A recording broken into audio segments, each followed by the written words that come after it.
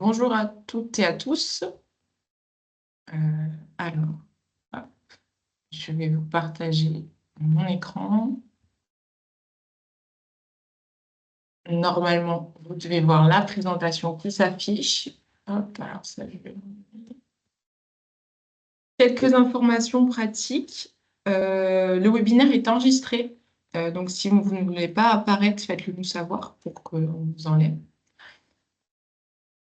Vous pouvez vous poser vos questions sur le chat. Il y aura un temps dédié pour y répondre à la fin. Après, voilà, si vous voulez intervenir au milieu du webinaire, vous pouvez tout à fait lever la main, par exemple. Euh, et puis voilà, ben, je vous propose qu'on commence.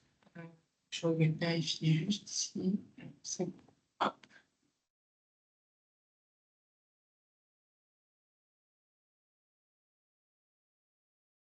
Donc, ce webinaire s'inscrit dans le cadre du projet européen ANEAM, donc il y a des fonds du programme LIFE.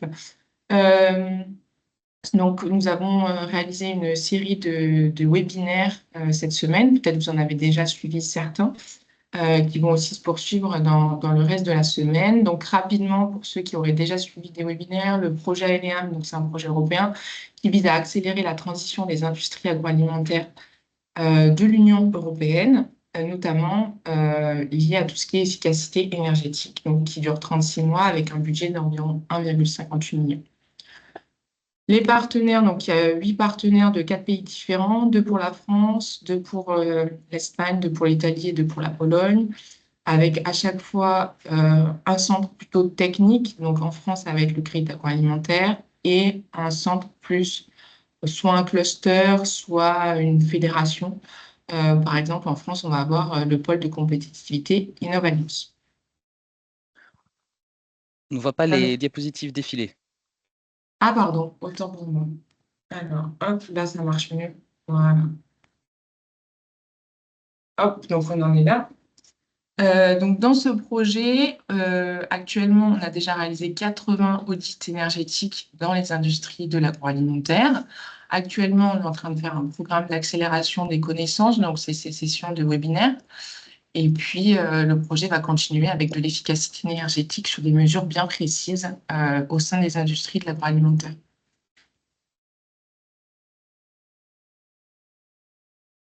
Un petit point rapide sur le CRIT, donc qui on est. On a un centre technique qui intervenant sur les différents domaines de l'industrie agroalimentaire, performance, transformation, qualité, sécurité, R&D, RSE, environnement, qualité nutritionnelle. Et donc aujourd'hui, c'est donc moi, Claire Combe, qui intervient sur cette thématique, qui est donc la décarbonation et l'empreinte carbone. On va voir ensemble un petit peu la partie obligations, donc réglementation, mais aussi quels sont les outils, les méthodes et les opportunités pour les industries agroalimentaires, principalement.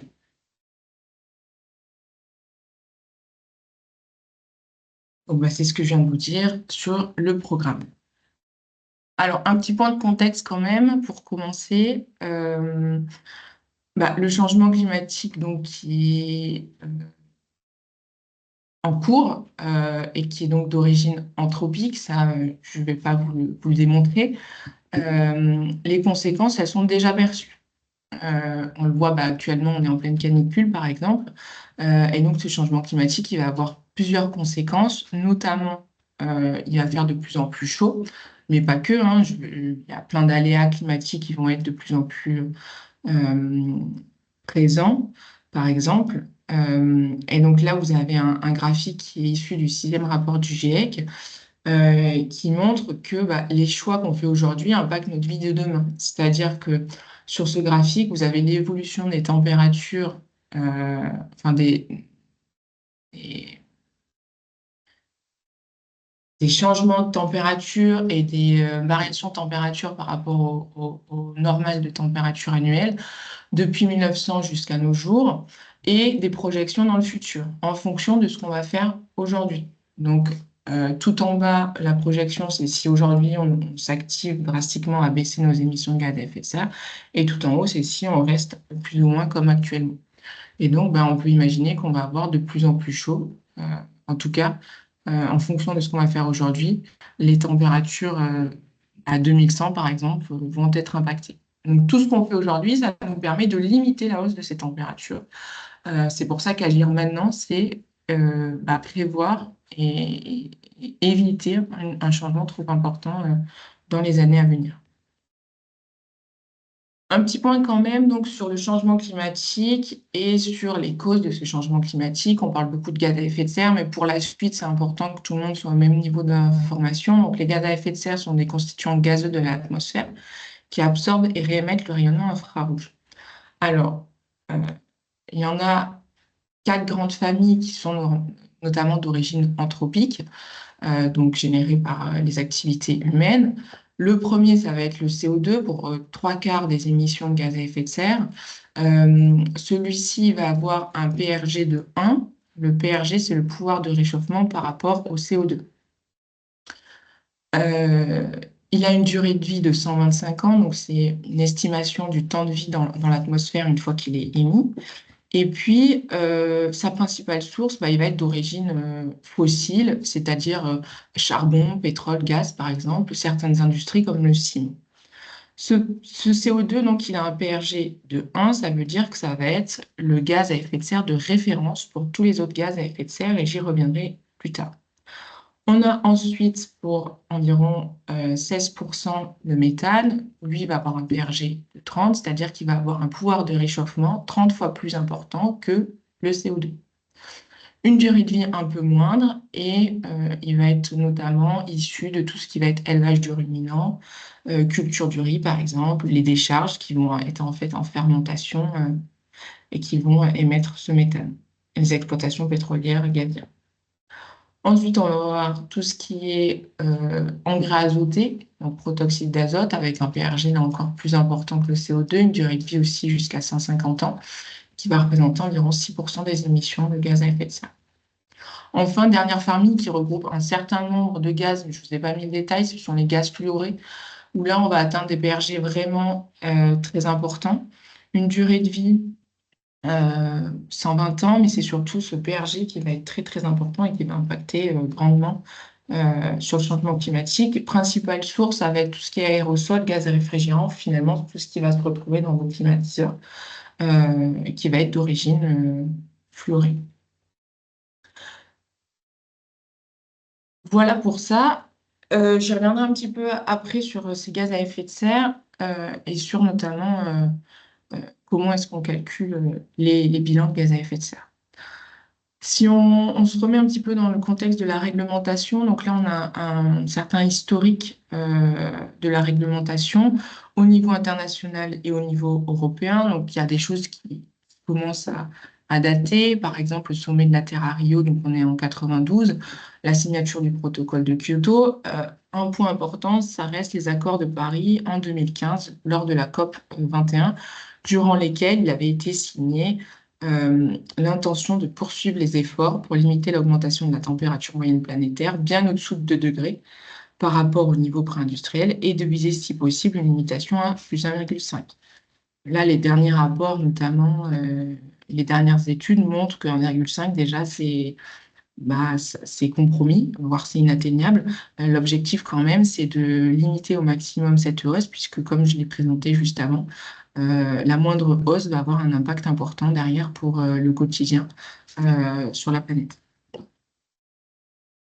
Au niveau européen, on a différents systèmes. On a le système d'échange de quotas, par exemple, en 2005. On va avoir aussi en 2021 la loi climat qui va fixer notamment un objectif de neutralité carbone pour 2050. J'y reviendrai juste après.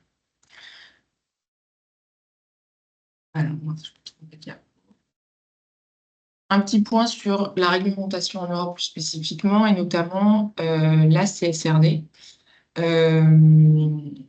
Donc la CSRD, là, vous voyez un planning qui date de novembre 2024, donc qui n'est plus tout à fait à jour. Cette CSRD, donc, c'est une obligation de reporting extra-financière et une des obligations de reporting porte sur les émissions de gaz à effet de serre.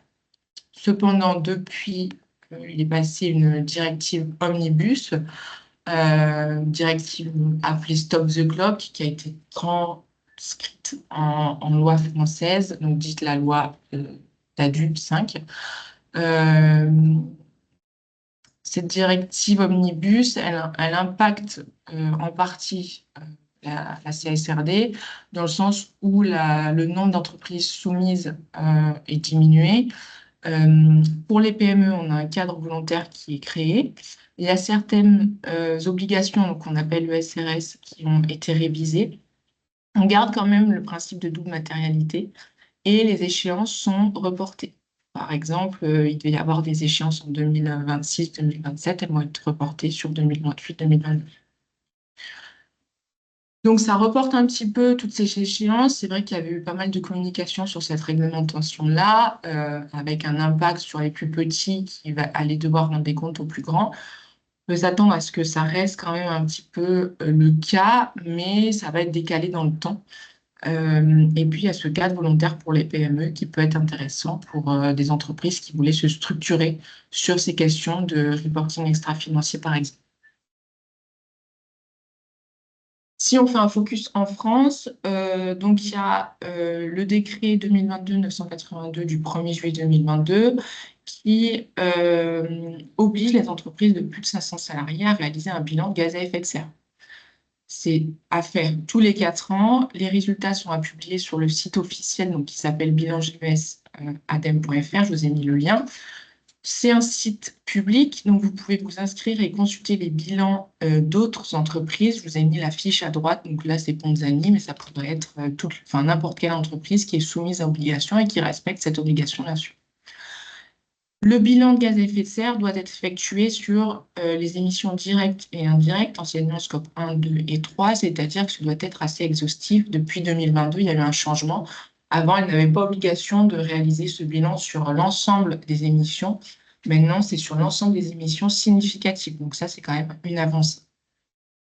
Une autre réglementation, donc la loi 2020-1721, qui oblige les entreprises de 50 à 500 salariés qui ont bénéficié du plan de relance à réaliser un bilan climat simplifié. Donc là, simplifié, pourquoi? Parce qu'on ne va pas être exhaustif sur les émissions, on va uniquement être sur les émissions directes et indirectes liées à l'énergie, en sciences, en scope 1 et 2. J'avais oublié de cliquer pas. Hop. Donc, toujours en France, je vous en ai parlé tout à l'heure, donc c'est lié aussi à la loi de transition écologique pour la croissance verte. On a un décret sur tout ce qui est budget carbone nationaux et stratégie nationale bas carbone. Et donc, vous avez peut-être entendu parler de la SNBC, la stratégie nationale bas carbone. Donc là, on est à la version 3 actuellement. C'est tout simplement la feuille de route de la France pour atteindre la neutralité carbone en 2050. Alors, comment est-ce elle est pensée, cette stratégie nationale bas carbone? D'un côté, on va essayer de diminuer les émissions de gaz à effet de serre sur le territoire national avec un certain nombre d'objectifs par secteur, j'y reviendrai juste après. Et de l'autre, on va augmenter les puits de carbone, c'est-à-dire les moyens de capter le CO2, par exemple avec des forêts. Tout ça dans le but donc d'atteindre la neutralité carbone en 2050. Et donc pour arriver à la neutralité carbone, il faut qu'on divise nos émissions de gaz à effet de serre par au moins 6 d'ici 2050 par rapport à 1990. Donc si on regarde un petit peu, cette stratégie nationale bas carbone, elle est déclinée par secteur. Donc là, je vous ai mis les différents secteurs: bâtiments, transport, énergie, agriculture, industrie, déchets, forêt, bois et sol.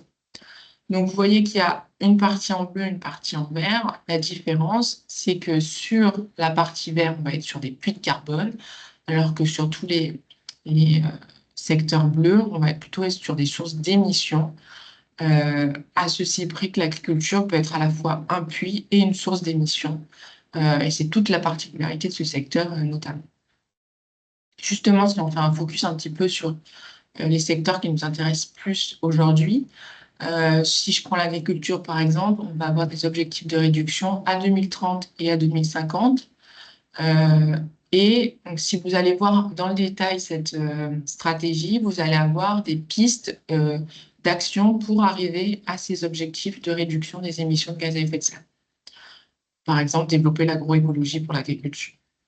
Du côté de l'industrie, on va avoir des objectifs de rémission plus importants, notamment du fait que bah, en agriculture, les objectifs vont être moins importants parce qu'aussi de l'autre côté, on va leur demander d'augmenter leur puits de carbone. Et puis sur tout ce qui est forêt, bois et sol, bah là, c'est de maximiser les puits de carbone en augmentant le stockage de carbone des sols agricoles, par exemple, via des changements de pratiques. Donc ça va rejoindre finalement la stratégie agriculture. Et puis, ça peut être aussi tout ce qui est forêt, boisement, etc. Là, vous pouvez aller voir dans le détail, hein, vous avez différents rapports plus ou moins synthétiques de cette stratégie qui est disponible sur le site écologie.gouv.fr. Un petit point sur le décret tertiaire. Alors, on n'est pas strictement sur la réglementation qui va s'appliquer aux industriels, mais en fait, une industrie agroalimentaire peut tout à fait être soumise au décret tertiaire. Ce décret, donc, c'est une obligation de réduire les consommations d'énergie finale au bâtiment tertiaire, avec différents objectifs à différentes échéances, euh, pour des surfaces tertiaires supérieures ou égales à 1000 m². Une industrie agroalimentaire va pouvoir être assujettie si, par exemple, elle a des bureaux qui font 1000 m² ou plus, ou bien des zones logistiques à flux non tendu, donc des stockages de plus de 5 jours de produits sur des surfaces supérieures ou égales à 1000 m². Donc voilà, vérifiez si vous êtes assujetti à cette réglementation. Ça peut être le cas, même si ce n'est pas la majorité en industrie agroalimentaire. Voilà un petit peu pour le contexte. Si on passe maintenant à la stratégie de décarbonation, finalement, quels sont les enjeux pour les entreprises? On a vu qu'il y avait une partie de réglementation qui oblige les entreprises à avoir une stratégie de décarbonation, en tout cas à faire des bilans de gaz à effet de serre. Mais finalement, quels sont les enjeux pour les entreprises? Deux types d'enjeux, je dirais, de responsabilité et de risque de rentabilité. Alors, de responsabilité, pourquoi? Parce qu'une entreprise va être responsable des émissions de gaz à effet de serre qu'elle émet. Et donc, son enjeu, ça va être de réduire ces émissions de gaz à effet de serre. Réduire les émissions de gaz à effet de serre de l'activité, ça va être ce qu'on appelle l'atténuation. De l'autre côté, on va avoir un enjeu de risque et de rentabilité. Les risques qui vont être physiques. Par exemple, je suis soumis à des aléas climatiques qui peuvent rendre vulnérable mon bâtiment, mon site industriel, par exemple, parce qu'il peut y avoir de plus en plus d'inondations ou des feux de forêt, etc. Donc ça va être un risque physique. On peut avoir des risques de transition, c'est-à-dire que mon entreprise, l'activité que j'ai développée, peut ne plus être adaptée dans un modèle bas carbone, c'est-à-dire que au vu des changements sociétaux, mon activité va peut-être décroître parce qu'elle sera plus adaptée aux besoins de la société ou aux aspirations des consommateurs. De responsabilité aussi, puisque l'entreprise peut être stigmatisée pour son manque d'action. Et là, ça rejoint finalement l'enjeu de responsabilité, c'est-à-dire de réduire les émissions de gaz à effet de serre de l'entreprise. Donc, ces notions de risque, ça va être lié à l'adaptation, c'est-à-dire que le changement climatique, il est déjà en cours. Comment je fais pour m'adapter et pour éviter les risques qui vont être liés à mon activité, enfin, les risques liés au changement climatique sur mon activité. Adaptation aussi parce qu'on va avoir des financements qui vont être soumis à conditions. Donc là, c'est à la fois atténuation, adaptation. Et donc, ça peut nous permettre aussi d'avoir des nouveaux marchés, des nouveaux clients, par exemple. Pourquoi est-ce que je parle de rentabilité dans ce cas-là? C'est parce qu'en fait, la notion d'adaptation, c'est aussi comment est-ce que je maintiens mon activité pérenne dans le temps, comment est-ce que je reste rentable. Si chaque année, j'ai des problèmes d'approvisionnement, si je suis de plus en plus dépendant des énergies fossiles qui vont avoir des fluctuations dans les prix, par exemple, je peux avoir des difficultés à être rentable. Et donc, tout ça, c'est des choses qu'on va regarder quand on parle d'adaptation.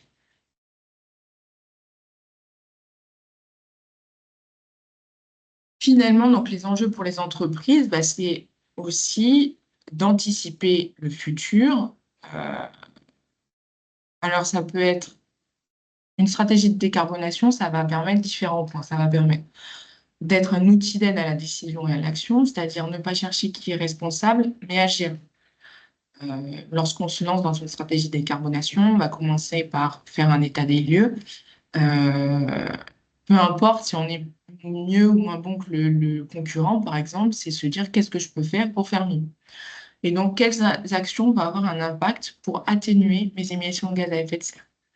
En termes de stratégie globale d'entreprise également, ça va nous permettre de parfois décider sur des investissements futurs, plutôt celui-ci plutôt qu'un autre, mesurer et anticiper ma vulnérabilité au changement climatique, ma dépendance aux énergies fossiles, à quel point je suis dépendant aux énergies fossiles, comment je peux faire pour diminuer ma dépendance, et donc diminuer les risques de fluctuation des prix de ces énergies. Analyser les risques et les opportunités, évaluer l'impact d'une taxe carbone sur mon activité, par exemple. Tout ça, ça va être des questions un peu prospectives aussi. Les enjeux, c'est aussi la cohérence et l'exemplarité, alors vis-à-vis des consommateurs, vis-à-vis aussi de toutes mes parties prenantes, je vais pouvoir les sensibiliser. Si j'accélère la transition environnementale de mon entreprise, ça permet de lutter contre le changement climatique. Ça peut être aussi un moyen de motiver ses équipes, puisque voilà, une entreprise qui va avoir certaines valeurs environnementales va pouvoir être plus attractive pour euh, certaines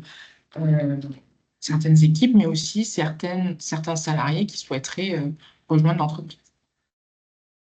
Un avantage compétitif, alors là, ça va être vis-à-vis de la concurrence, ça va être pour des financements qui vont être soumis à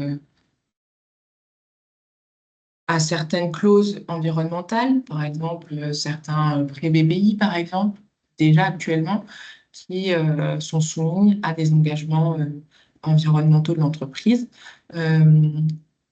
pour aussi répondre à des attentes clients, et donc soit des clients actuels, soit démarcher des nouveaux marchés. Et donc, anticiper le futur. Donc, en dessous, vous avez le petit graphique du GIEC sur l'évolution de la température mondiale. Voilà, c'est comment est-ce que mon entreprise va être dans le cas où, en 2100, je suis scénario 3, par exemple. Voilà. Comment est-ce que je mets en place une stratégie de décarbonation? Alors, on commence par un diagnostic généralement, ce qui va permettre d'évaluer ses émissions de gaz à effet de serre. Donc, c'est ce qu'on va appeler un bilan de gaz à effet de serre. Ensuite, une fois qu'on a fait ce bilan de gaz à effet de serre, l'objectif, c'est de se fixer justement des objectifs de réduction des émissions de gaz à effet de serre à court, moyen et long terme. On peut se fixer des objectifs grâce à certains référentiels, j'y reviendrai tout à l'heure, pour nous aider un petit peu dans notre trajectoire de décarbonation. Ces objectifs, ensuite, on va les transcrire en plan d'action, puisque pour atteindre les objectifs de réduction, il va vraiment falloir mettre en place certaines actions. Et donc, l'idée, c'est de définir un plan d'action associé avec des actions plus ou moins court terme, plus ou moins faciles à mettre en œuvre, qui va nous permettre d'atteindre ces objectifs de réduction. Enfin, on peut évaluer et faire évaluer et valider sa trajectoire de décarbonation. Alors, cette étape-là, elle est optionnelle dans le sens où vous pouvez tout à fait vous arrêter au plan d'action. Mais voilà, c'est plus une manière d'avoir une reconnaissance de sa démarche, d'évaluer sa stratégie de décarbonation. Tout au long de la démarche, l'objectif, c'est de suivre, mesurer ses résultats et mettre à jour. C'est-à-dire que vous allez commencer par mettre en place un bilan de gaz à effet de serre.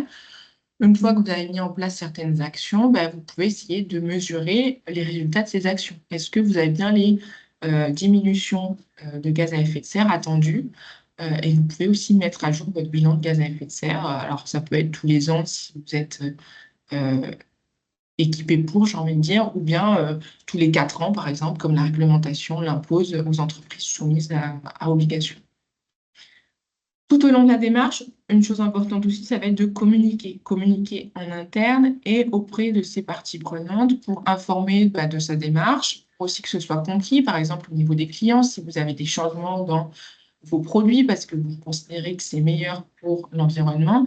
Il y a des changements parfois qui vont être un petit peu de rupture, par exemple, et qui sont nécessaires d'expliquer à vos consommateurs.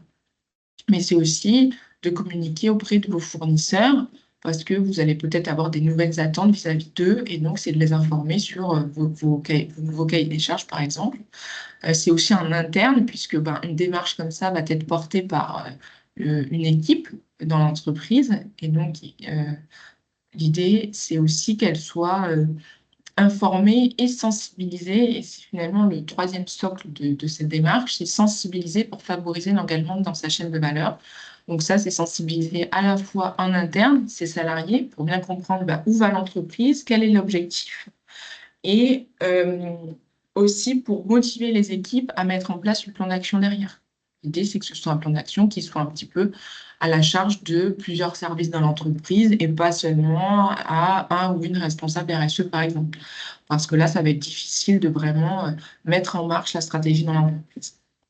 Donc, sensibiliser en interne, sensibiliser aussi en externe, ça rejoint la communication, les clients, les fournisseurs, les autres parties prenantes, les actionnaires s'il y en a.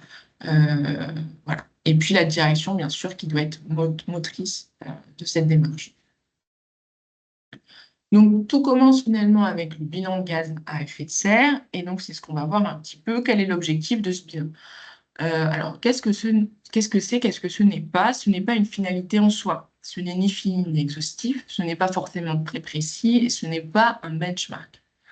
Par contre, ça va être une photo à date des émissions de l'entreprise, une première étape de la stratégie de décarbonation, un exercice itératif, on va pouvoir le renouveler. C'est une estimation et c'est un outil d'aide à la décision. Donc, c'est vraiment le point de départ pour avoir une idée des postes les plus importants en termes d'émissions et donc savoir où est-ce qu'on va axer nos actions, nos efforts en termes d'action pour diminuer nos émissions.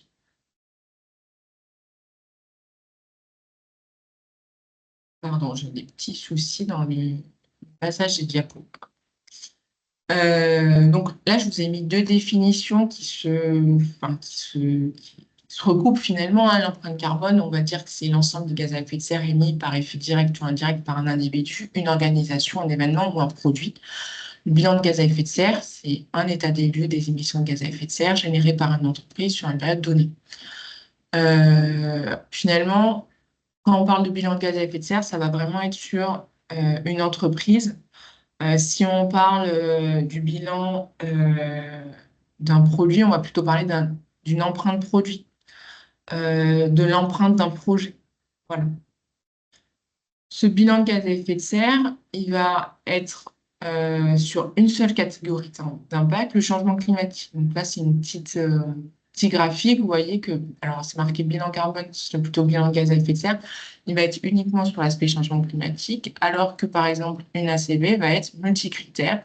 On va pouvoir avoir un impact sur l'eau, sur l'érosion de la biodiversité, etc., etc.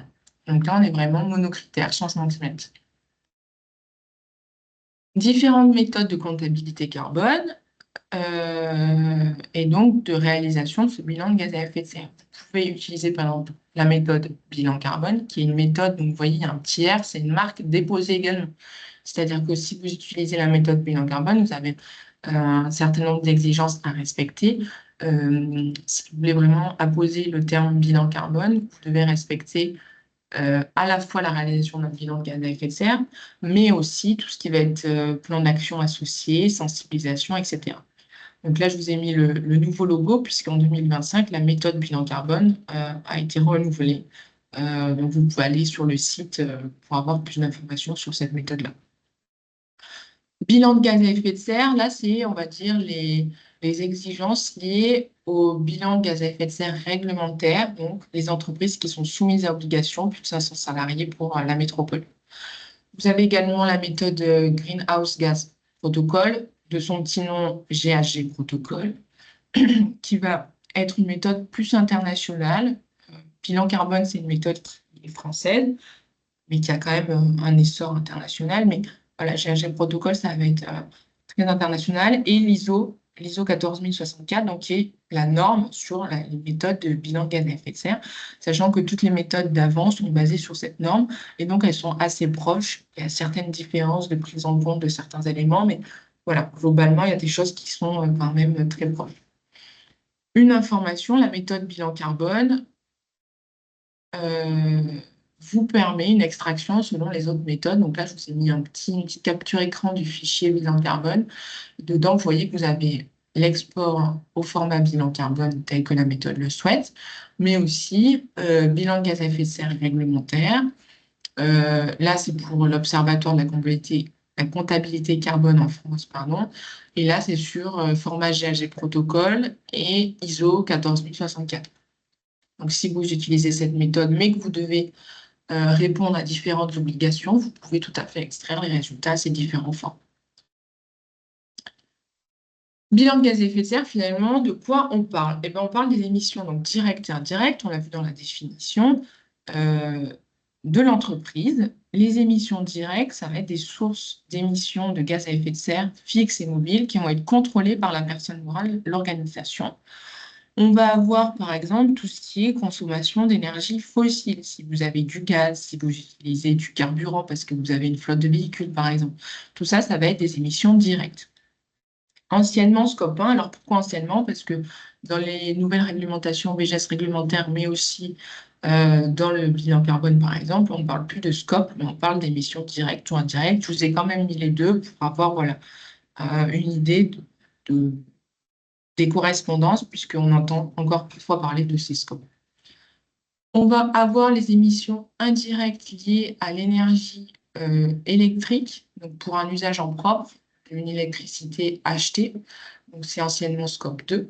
Et puis les émissions indirectes, donc c'est la conséquence des activités de la personne morale de l'organisation, mais qui proviennent de sources de gaz à effet de serre contrôlées par d'autres entités, anciennement scope 3. Et donc là, c'est vraiment tout le reste. Donc ça va être tous vos achats, les immobilisations, les trajets, le transport, les déchets, etc., etc. Donc quand on fait un bilan de gaz à effet de serre, c'est tout ce qu'on va prendre comme données. Et puis, on va calculer les émissions de gaz à effet de serre. Donc, on va utiliser les données d'activité sur les différents postes que je viens de vous citer. On va les multiplier par un facteur d'émission et ça va nous donner des émissions de gaz à effet de serre. Vous voyez donc ici, les émissions de gaz à effet de serre, elles sont en kilos de CO2 équivalent. Alors, pourquoi kilos de CO2 équivalent? Parce que tout à l'heure, on a vu que le CO2, c'était le gaz à effet de serre de référence. Et donc, même si c'est du méthane qui est émis, on va essayer de calculer l'équivalent CO2,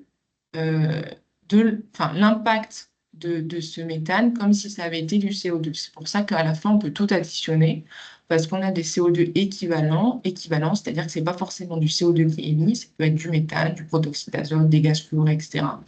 Mais à la fin, on transforme l'impact comme si c'était du CO2 et on peut additionner. Donc, si on a, par exemple, un trajet domicile-travail des salariés en voiture, la donnée d'activité qu'on va chercher dans l'entreprise, ça va être les kilomètres parcourus, et le facteur d'émission, l'unité va être en kilos de CO2 équivalent par kilomètre parcouru. On peut faire, par exemple, sur les kilowattheures électriques consommés pour le site industriel, avec un facteur d'émission en kilowattheures, kilos de CO2 équivalent par kilowattheure électrique. Si on achète du matériel, ça peut être le nombre d'articles achetés ou bien les kilos-euros dépensés. Alors, un petit point d'attention, tout résultat d'émissions de gaz à effet de serre possède une incertitude. On parle d'une quantification par estimation. Et donc, on a une incertitude à la fois liée à la donnée, elle peut être plus ou moins précise, et à la fois au facteur d'émission qu'on utilise, il peut être plus ou moins précis. Un autre point d'attention, c'est les données sous format physique ou monétaire. Dans les exemples que je vous ai mis ici, vous voyez qu'on a un certain nombre de données en flux qu'on appelle physiques. Ça va être par exemple des kilomètres parcourus, des litres de carburant consommés, des kilowattheures électriques, un nombre d'articles achetés. Donc, tout ça, ça va être des données physiques. Versus des données en monétaire, donc ça va être des kilos-euros dépensés, tout ce qui va être monétaire.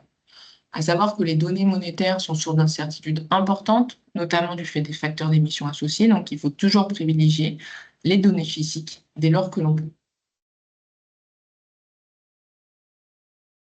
Quel périmètre d'étude? Ça rejoint un petit peu donc, le graphique sur les émissions directes et indirectes, mais de manière un petit peu plus claire quand même. Donc là, c'est issu du guide méthodologique de la méthode bilan carbone. vous allez finalement avoir, si je prends une entreprise, les fournisseurs amont, donc tout ce que vous allez acheter, le transport de ces achats vers votre site de production, par exemple. Vous pouvez en avoir plusieurs. Vous pouvez aussi avoir des transports sur sur votre siège, s'il est différent des sites de production, si vous avez un site de logistique également. Et puis le transport vers vos clients finaux, donc la distribution aval. L'utilisation et la fin de vie de vos produits. L'utilisation, par exemple, vous êtes un faiseur de pâtes, votre consommateur, quand il achète un paquet de pâtes, il doit faire chauffer de l'eau pour faire chauffer les pâtes. Et donc tout ça, ça va consommer à la fois de l'eau et de l'électricité ou du gaz. Vous avez une plaque gaz. Et donc tout ça, ça va être pris en compte parce que sans ça, vos pâtes, les consommateurs ne peuvent pas les manger, donc ils ne vont pas les acheter. La fin de vie du produit, c'est qu'est-ce qui se passe en fin de vie pour un industriel agroalimentaire. Généralement, c'est quand même consommer le produit en l'état, donc c'est plutôt la fin de vie de l'emballage du produit. Si on imagine, par exemple, une cafetière, là, c'est qu'est-ce qu'elle devient la cafetière une fois que je la mets à la poubelle. Et donc en dessous, vous avez un petit peu tous les postes, les énergies, tout ce qui va être lié aux autres énergies, donc aux autres émissions directes, fluides frigorigènes, engrais, si vous êtes sur une partie agricole. Si vous êtes sur une partie d'élevage, ça va être tout ce qui est lié aux animaux. Les intrants, donc vos achats, que ce soit alimentaire ou emballage. Intrants monétaires, donc ça peut être des services. Vous n'avez pas d'équivalent en données physiques. Les déplacements en voiture, en train, en avion, donc à la fois de vos salariés, mais aussi de tous vos achats. Le camion, frais de bateau, voilà, ça va être plutôt sur les achats. Les intrants agricoles, et puis les déchets, les immobilisations. Lorsqu'on fait un bilan de gaz à effet de serre, on va récolter toutes ces données sur ce périmètre-là et donc sur ce qu'on appelle un périmètre opérationnel. Une fois qu'on a fait la cartographie des flux d'entreprise, on définit ce périmètre. Un bilan de gaz à effet de serre, il se calcule sur une période d'1 an. Généralement, on va se caler sur l'exercice comptable de l'entreprise, puisqu'il y a des choses qui vont être liées, notamment tout ce qui va être immobilisation. Une fois qu'on a fait un bilan de gaz à effet de serre, donc on l'a vu, c'est la première étape pour une stratégie de décarbonation. Derrière, on va vouloir se fixer des objectifs de réduction qui seront atteints grâce à un plan d'action. Alors pour ça, on a différentes méthodes. Moi, je vais vous présenter notamment la méthode acte pas à pas qui va vous aider à structurer votre stratégie. Sachant qu'à la fin d'un bilan de gaz à effet de serre classique, on peut se dire qu'on fait un plan d'action, mais généralement, le plan d'action, il va être assez limité dans le sens où ça va être des actions plutôt court terme, plutôt faciles à mettre en œuvre et qui vont avoir à la fin des objectifs de réduction généralement faibles. Ça peut être de 5, 10, 15% dans le meilleur des cas. Et du coup, on va avoir quand même des objectifs de réduction assez faibles. Et donc, pour arriver à aller plus loin, il y a donc, cette méthode acte pas à pas, qui est une initiative qui fournit une méthodologie pour construire sa méthodologie de transition bas carbone dans les entreprises, en identifiant à la fois les risques et les opportunités associées aux stratégies de décarbonation. Donc, ça va permettre vraiment d'avoir une vision un peu plus large, de prendre le bilan de gaz à effet de serre comme départ et de voir, voilà où est-ce que j'en suis de mes émissions, quels sont les risques et les opportunités liés à ça dans un futur prospectif. Ce n'est pas uniquement à aujourd'hui, mais c'est de dire à 10 ans, à 20 ans, à 50 ans, comment est-ce que je peux imaginer que ça va évoluer? Quelle est ma stratégie business aussi? Et donc, les évolutions des émissions associées. Est-ce que je dois revoir ma stratégie au global? Et c'est aussi pour intégrer la stratégie environnementale dans la stratégie de l'entreprise. L'idée, c'est pas avoir différentes stratégies, mais c'est d'en avoir une seule qui indexe différents éléments. Comment est-ce qu'on va faire? On va regarder différents éléments. L'idée, c'est de mettre en place une stratégie, donc impact réel et potentiel de la transition vers un monde bas carbone sur les activités, la stratégie, la planification financière d'entreprise. On va mettre en place différents moyens, différents ateliers au cours de la mise en place de cette méthode pour vraiment impliquer la gouvernance de l'organisation à toutes les strates de l'entreprise. Différents processus qui vont être utilisés par l'entreprise pour permettre l'action, c'est ce qu'on appelle la gestion de la transition bas carbone, pour mettre en place l'action, évaluer et gérer la transition. Et puis, plus précisément, on va avoir des indicateurs et des objectifs qui vont permettre de suivre dans le temps, justement, cette méthode. Qu'est-ce qu'on fait pour mettre en place la méthode? On va faire un point sur la situation actuelle. Alors là, un des prérequis, ça va être donc d'avoir un bilan de gaz à effet de serre pour faire le point sur ça. C'est aussi de voir un petit peu la situation actuelle en termes de transition. Qu'est-ce qu'elle a déjà mis en place l'entreprise? Où est-ce qu'elle se situe un petit peu vis-à-vis de la transition actuellement? Ensuite, on va essayer de voir les enjeux et les défis qu'elle va avoir à mener. Donc là, de manière prospective, hein, on n'est pas juste dans les 5 ans à venir, mais c'est plus loin, c'est jusqu'à 2030-2050. Quelle est la vision de mon entreprise à ces échéances-là? Comment est-ce que j'imagine mon activité? Et puis, quelle est ma nouvelle stratégie? C'est-à-dire que, au vu des enjeux, des défis et de ma vision, quelle est ma nouvelle stratégie d'entreprise qui va intégrer tous ces éléments-là et donc les éléments de stratégie environnementale aussi. Pour atteindre ensuite cette stratégie, on va mettre en place un plan d'action qui va nous permettre d'avoir vraiment quelque chose d'opérationnel pour atteindre nos objectifs. Les objectifs de réduction de gaz à effet de serre, on peut s'aider de référentiels pour fixer des objectifs. On va retrouver bien sûr la stratégie nationale bas carbone. Donc, vous pouvez par exemple vous référer à la stratégie industrie, par exemple, pour avoir une idée des objectifs. Vous avez aussi la Science Based Target Initiative. Donc, parfois, vous voyez dans les médias, telle entreprise a fait valider sa trajectoire bas carbone par la Science Based Target. En fait, c'est qu'elle demande l'évaluation de sa stratégie par la Science Based Target, enfin, au regard des référentiels. Et donc, on va avoir une validité de ces objectifs. Dernier logo, c'est la Net Zero Initiative, où là encore, il y a des objectifs de réduction qui peuvent être atteints. Tout ça, c'est des outils qui peuvent vous aider à mettre en place des objectifs. Après, c'est vraiment l'entreprise qui va se dire, bah, moi, quel est mon objectif? Est-ce que je veux être aligné, par exemple, avec les objectifs de la Science Based Target parce que j'ai envie d'avoir des objectifs forts et qui vont être liés à la science, par exemple, sachant que derrière ces objectifs de Science Based Target, ils sont basés en fait sur tout ce qui est rapport scientifique pour essayer d'atteindre les objectifs de Paris. Voilà. Donc tout ça, ça va vraiment vous aider à mettre en place des objectifs de réduction et un plan d'action derrière qui va vous permettre d'atteindre ces objectifs de réduction. Et de structurer votre démarche dans l'entreprise pour vraiment avoir des indicateurs, des objectifs et une équipe projet en interne qui va vraiment être actrice de la transition en interne, qui va aussi permettre de mobiliser vos parties prenantes.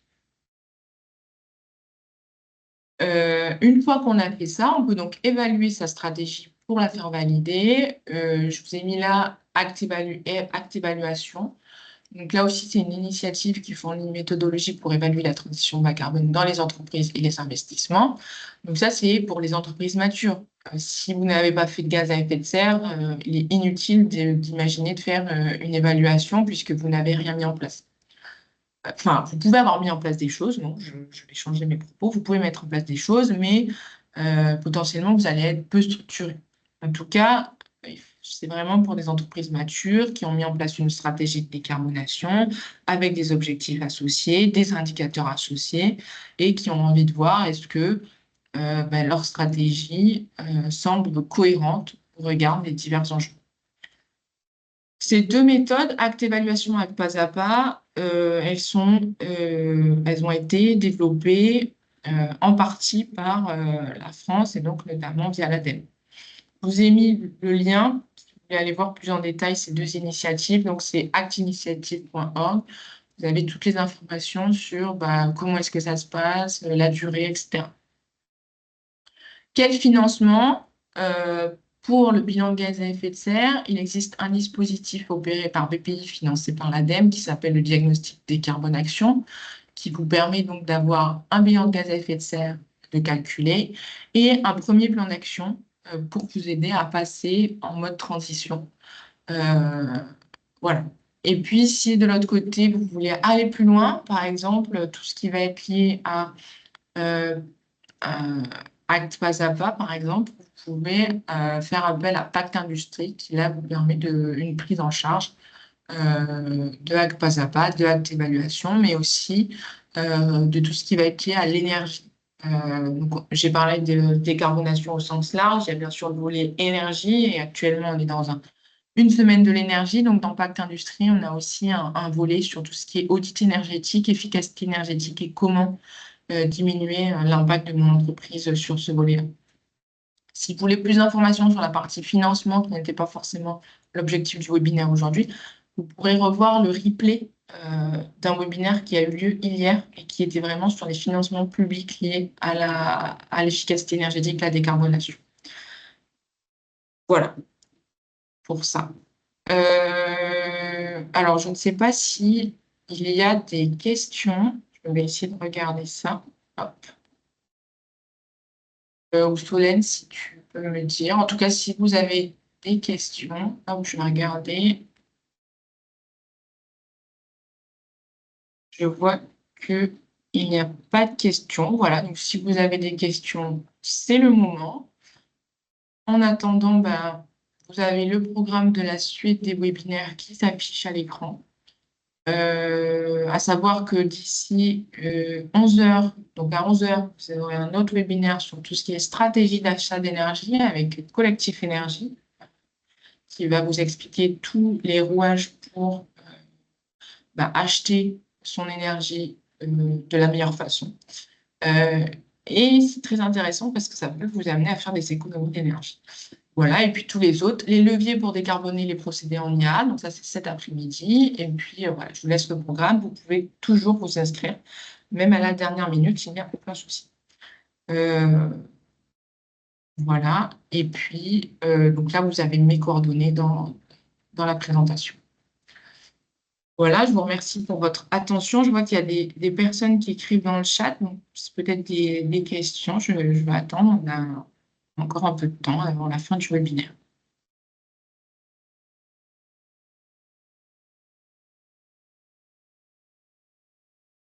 La présentation était très claire. Je vous remercie, Charlotte.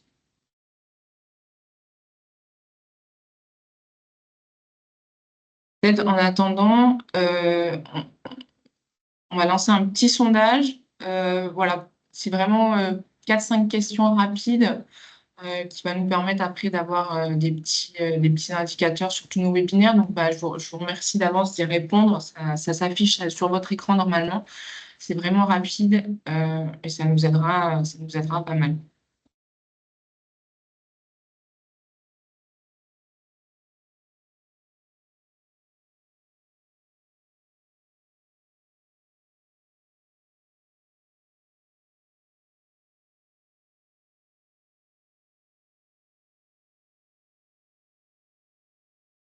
Alors, dans quel scope intègre-t-on le gaz utilisé dans la chaudière pour le bilan de gaz à effet de serre? Il va être dans le scope 1. Donc, c'est vraiment des émissions directes, anciennement scope 1. Voilà, puisque c'est vraiment de la combustion sur le site.